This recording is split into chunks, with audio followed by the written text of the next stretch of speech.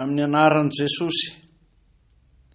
Aroy izy taminy mandehana any amin'izao tontolo izao ianareo ka mitoriany filazantsara amin'ny olombelona rehetra. Marka 5:15. Amen. Faly miarahaba anareo mpiaino rehetra ry havana. Isaorana an' Jesosy fa tafahorona ary hita mandroso sy mihamatotra trany ny fiangonana Loterana Malagasy ao amin'ny nosy Morisy.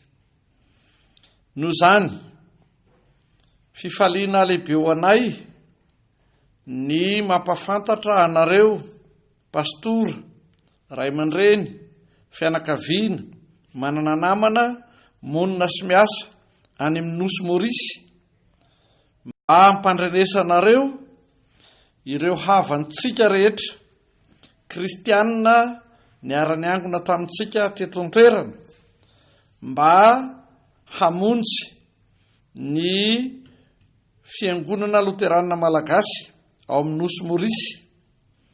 Ho faly indrindra ny mpikambana rehetra ao amin'ny FLM nosy Morisy handray ny fianakaviana rehetra avy amin'ny fiangonana Loterana Malagasy taty Madagasikara fa miasa any Morisy ankehitriny.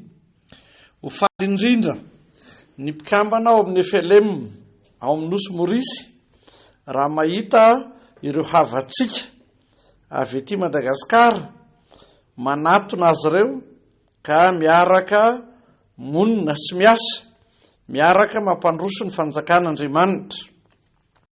Ianareo rehetra izay liana amin'izany asa lehibe izany, amin'ny fanatanterahana ny baikon'i Jesosy, amin'ny fampitomboana ny fanjakan'Andriamanitra manerana an'izao tontolo izao, dia aoka ianareo hanatona ao amin'ny FLM Morisy, tsy aiza izany fa ao amin'ny fiangonana Anglikanina ao Port-Louis, amin'ilay fiangonana atao hoe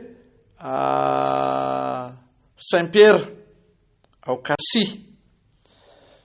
Raha tianareo ny fandray mivatana amin'ireo tompony andraikitra ao amin'ny FLM Morisy, dia azonareo atao ny mijery eny amin'ny tambazotra sosialy na Facebook ny adresy an'ny katekista Rivo Hermanina na ny mpitahiry vola Irina Naljaona, ary hitanareo ao amin'ny Facebook ny grupy misy ny FLM nosy Morisy.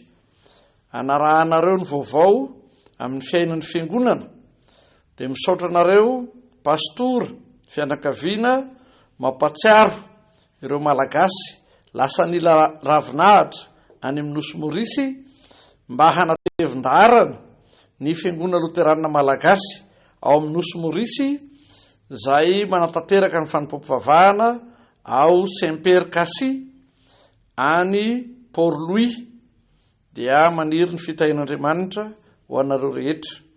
Pastora Dokotera Rakotonirina Davida, filohan'ny fiangonana Loterana Malagasy.